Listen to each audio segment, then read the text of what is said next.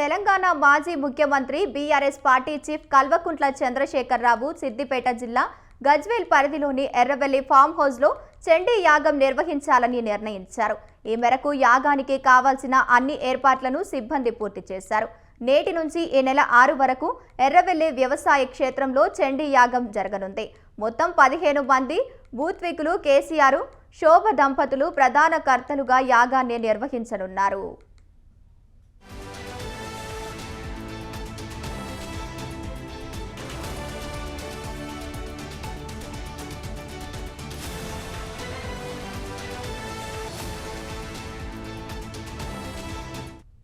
రాష్ట్రంలో బీఆర్ఎస్ పార్టీకి రాజకీయ ప్రతికూల వాతావరణం, కాళేశ్వరం విచారణ, విద్యుత్ కొనుగోళ్లపై విచారణ, ఫోన్ ట్యాపింగ్ కేసుల కారణంగా పండితుల సూచన మేరకు కేసీఆర్ చండీ యాగం నిర్వహించాలని నిర్ణయించినట్లు పార్టీ వర్గాలు చర్చించుకుంటున్నాయి.